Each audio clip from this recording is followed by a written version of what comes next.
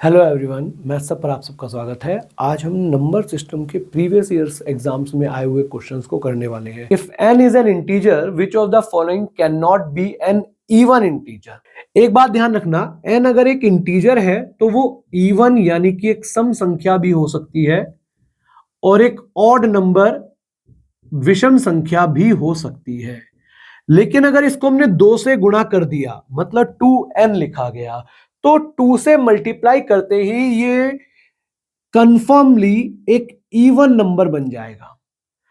2n is always an even number. और अगर 2n में हम 1 ऐड कर दें या माइनस कर दें तो ये एक ऑड नंबर बन जाएगा। तो ये ध्यान रखना, हमसे क्या पूछा है, इनमें से कौन एक सम पूर्णांक नहीं हो सकता। तो देखिए 2n प्लस 2, मैंने अभी आपको बताया था 2n प्लस 2 ये एक इवन नंबर हो सकता है, क्योंकि 2n हुआ तो इवन हुआ और 2 ऐड करा तो इवन ही होगा। 2n प्लस 3 ये कभी भी इवन नंबर नहीं हो सकता, मतलब हमारा आंसर हो जाएगा ऑप्शन नंबर थर्ड।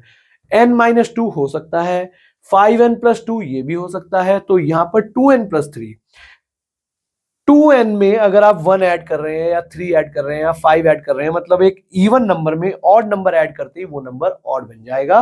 तो option number third is the answer for this question number 41। Question number 42 देखिए क्या कह रहा है। एक स्कूल में 378 लड़कियां हैं और 475 लड़के हैं। उसके बाद इसमें बोला गया कि स्कूल में सिर्फ लड़कों और सिर्फ लड़कियों के खंडों में विभाजित है। का मतलब ये है, देखो इसमें क्या लिखा है, the school is divided into strictly girls and strictly boys section. मतलब जो क्लासरूम्स हैं उसमें या तो सिर्फ गर्ल्स होंगी या सिर्फ बॉयज होंगे। उसके बाद वो कह रहा है all sections in the school have same number of students. तो यहां हमें आप गौर करिए, जब आपने कभी एचसीएफ पढ़ा होगा, हमें 675 और 378 का एचसीएफ निकालना है। जब आप देखेंगे 378 और 675 का एचसीएफ निकालना होगा, तो एचसीएफ निकालने का क्या तरीका है, मैंने आपको बताया है किन्हीं भी दो नंबर का एचसीएफ या तो उनका डिफरेंस होगा। तो जब हम इनका डिफरेंस देखेंगे तो कितना आया, 297। 297 होगा या 297 का कोई फैक्टर होगा। अब 297 के जब हम फैक्टर्स करना शुरू करेंगे, जैसे भाई पहला फैक्टर मैंने देखा 1 और 297 तो हो ही गया। हमने इसको 3 से डिवाइड करा तो देखिए 3 निम 27 और फिर 3 निम 27, यानी कि या तो तीनों 99 हो सकते हैं। लेकिन हमें एचसीएफ चाहिए तो हमें बड़े नंबर पर आना होगा। 99 से ये डिविजिबल नहीं है, इसका मतलब इसका एचसीएफ 99 तो नहीं होगा। आप 9 से करेंगे तो देखिए 9 तिया 27, 9 तिया 27, यानी कि क्या 33 हो सकता है एचसीएफ? नहीं, 33 से भी डिविजिबल नहीं है ये। एक और नंबर अगर मैं चेक करता हूं, यहां पर देखेंगे 11 से डिविजिबल है, तो 11 दूनी 22, 11 सत्ते 77। अब हम 27 से चेक करेंगे तो हाँ, 27 से ये दोनों ही नंबर डिविजिबल है। आपसे पूछा अगर जाता कि वो नंबर बताओ स्टूडेंट्स का, जितने जितने स्टूडेंट बैठे हैं उस क्लासरूम्स में, उन क्लासरूम्स में, तो हमारा आंसर होता 27। लेकिन वो पूछ रहा है find the number of sections, number of classrooms पूछ रहा है। तो आप एक बात देखो, टोटल गर्ल्स है 378, टोटल नंबर ऑफ गर्ल्स है 378 और एक क्लासरूम में बैठी हैं 27 लड़कियां।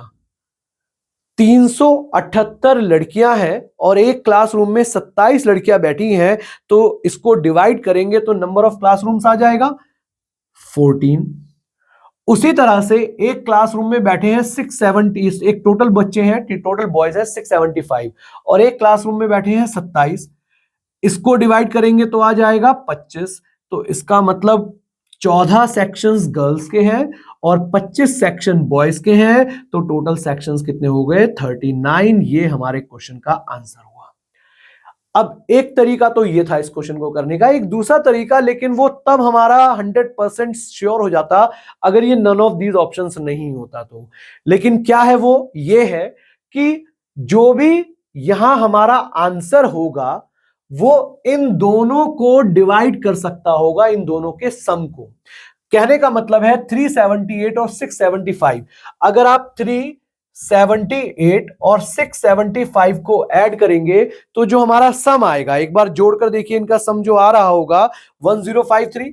1053, ये जो सम आएगा ये इन ऑप्शन से किससे डिविजिबल है? आप देखेंगे क्या ये 42 से डिविजिबल है? नहीं। 17 से भी डिविजिबल नहीं है, ये 39 से डिविजिबल है। और अगर ये 39 से डिविजिबल है तो हमारा आंसर 39 तो हो सकता है, 42 और 17 तो कंफर्म नहीं हो सकता। लेकिन यहां ऑप्शन एक नन ऑफ दीज भी दिया हुआ है, इसीलिए हम इस पर श्योर नहीं हो सकते, हमें इस तरह से एक बार जाकर देखना ही पड़ेगा। Question number 43, one of most easy questions. देख रहे हैं 23/x, अगर यहां पर मान लीजिए मैंने x ही लिख दिया तो आप देखेंगे x² बराबर होगा 23 गुणा में 92। अब पहाड़े याद होने चाहिए, 92 होता है 23 गुणा 4, 92 इज 23 इंटू 4, तो मैं इसको लिख सकता हूं 23 इंटू 23 इंटू 4, और ये x² है, मुझे x चाहिए तो इसका अंडर रूट लेना होगा। आप देखेंगे 2 23 में से एक 23 बाहर आएगा और 4 का अंडर रूट 2, तो आंसर आ गया 46। ये हमारे क्वेश्चन का आंसर हुआ। चलिए नेक्स्ट क्वेश्चन 44। देखिए ऐसे क्वेश्चन जब एग्जाम में आते हैं तो ये करना इनको आसान होता है, करना इनको मुश्किल नहीं होता, लेकिन ये कंफ्यूजिंग बहुत ज्यादा हो जाता है। जैसे आपको दिया हुआ है 274 into 47 is equal to this number, और आपसे पूछा जा रहा है दिस डिवाइडेड बाय दिस, तो यहां मैं ये लिख सकता हूं 12878 डिवाइडेड बाय 274, मतलब इस 274 को मैं यहां नीचे लेकर जाऊंगा तो ये किसके बराबर बनेगा? 47 के बराबर बनेगा। ये बात तो समझ में आ रही होगी। लेकिन क्वेश्चन में मुझसे पूछा जा रहा है 1.2878 डिवाइडेड बाय 2.74, और मुझे वैल्यू पता है इसकी, तो मुझे किसी तरह इसको इधर कन्वर्ट करना है। अब इसको इधर कन्वर्ट करने के लिए आप देखेंगे जब यहां से डेसिमल हटेगा तो नीचे 1 2 3 4 10 की पावर 4 आएगा, यहां से डेसिमल हटेगा तो 10 की पावर 2 हो जाएगा। अब इसका आंसर तो मुझे पता है कितना है, 47 इंटू 10² 10 की पावर 4, तो नीचे 2 10 बच जाएंगे, तो आंसर कितना होगा? 0.47।